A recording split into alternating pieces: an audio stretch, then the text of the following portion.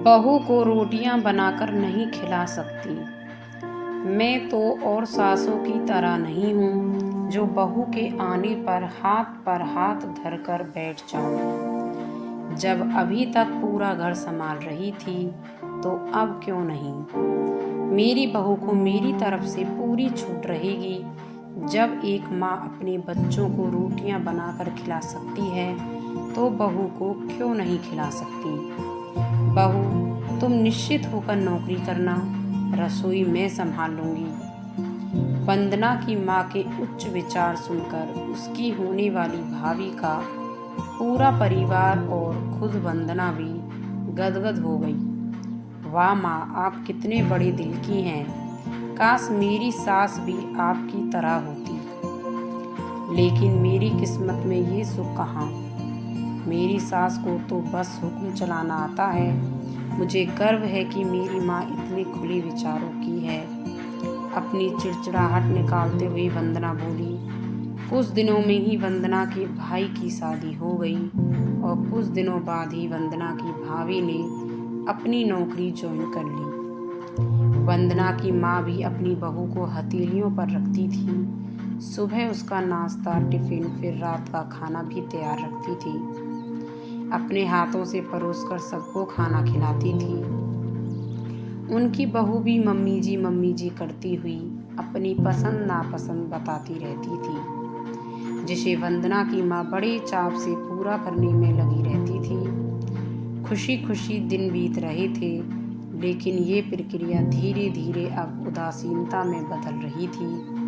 वंदना की भाभी को अब कुछ भी ना करने की आदत पड़ गई थी। एक दिन जब वंदना फोन पर अपनी माँ से बात कर रही थी तो उसकी माँ बस रो पड़ी। बेटा, मैं इतना करती हूँ तेरी भाभी के लिए, फिर भी उसे मेरी कद्र नहीं। अरे मेरी दी हुई छूट अब मुझ पर ही भारी पड़ने लगी है।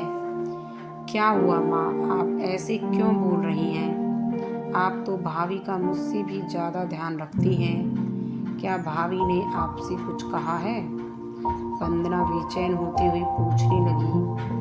कुछ क्या बेटा, अब तो सब कुछ वो मुझे ही कहती है।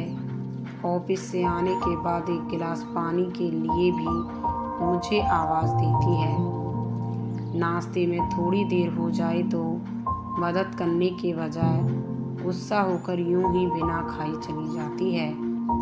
आखिर मेरा भी कुछ आत्मसम्मान है या नहीं। मैं तो उसके लिए बस कामवाली बनकर रह गई हूँ। माँ, ये तो बहुत गलत बात है। आप भाई से साफ साफ कह क्यों नहीं देती कि अपनी बीवी की लगाम खींच कर रखे। आप माँ हैं, कोई नौकरानी नहीं। भाभी नौकरी करती हैं इसका मतलब ये नहीं कि आप पर हुक्म चलाएंगी। गरजते हुए वंदना बोली। किस मुंह से कहूँ बेटा। पहले तो खुद मैंने ही आगे बढ़कर कुल्हाड़ी पर अपना पैर दे मारा, फिर शिकायत किससे करूं। तेरे पापा ने तो कहा भी था कि बहू को ज़्यादा छूट दोगी तो बाद में पछताओगी। लेकिन मैं ही बड़ाई की भूखी थी जो अपनी बहू को सर पर चढ़ा लिया।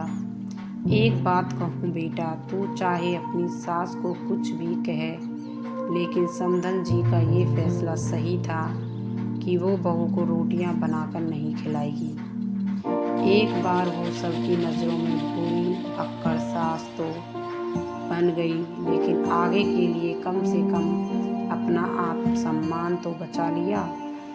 अब ना तो तू उन्हें कोई ताना दे सकती है और ना ही कोई रिश्तेदार। काश मैंने भी शुरू से ही ये घर गृहस्थी की पूरी जिम्मेदारी अपने सिर पर लेने से इनकार कर दिया होता तो आज मेरा ये हाल ना होता। माँ की बातें सुनकर वंदना निःशब्द हो गई।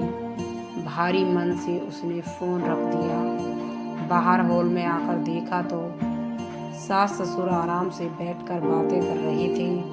बातें करते करते उसकी सास अपने नाखूनों पर नील पेंट लगा रही थी, जिसे देखकर ससुर जी उन्हें चिढ़ा रहे थे। अब बुढ़ापे में ये फैशन करके किसे दिखाओगी। मेरी तो नज़र भी कमज़ोर हो गई है। किसी को नहीं दिखाना मुझे, मैं तो अपनी खुशी के लिए लगाती हूँ। सारी उम्र तो घर गृहस्थी में उलझी रही, अब अवकाश का वक्त आया है तो अपने शौक तो पूरे कर लूँ। पता नहीं कब भगवान के घर से बुलावा आ जाए। वंदना की सास मुस्कुराते हुए बोली। पता नहीं आज क्यों वंदना अपनी सास की बातें सुनकर चिढ़ नहीं रही थी, बल्कि वो मुस्कुरा उठी। सही तो कह रही हैं मम्मी जी, एक गृहिणी को अपने लिए वक्त ही कम मिलता है। पहले अपने बच्चों को पाल पोस कर बड़ा करो, फिर कामकाजी बहू आ जाए तो उसे और उसके बच्चों को संभालो। काश मेरी माँ ने भी मेरी सास की तरह पहले ही कह दिया होता कि बहू को रोटियां बनाकर नहीं खिला सकती। तो दोस्तों, कहानी अच्छी लगी हो तो लाइक और शेयर करें। ऐसी ही कहानी सुनने के लिए हमारे चैनल को सब्सक्राइब भी कर लें। और कहानी आपको कैसी लगी कमेंट में लिखकर ज़रूर बताएं। धन्यवाद दोस्तों, अपना ख्याल रखना।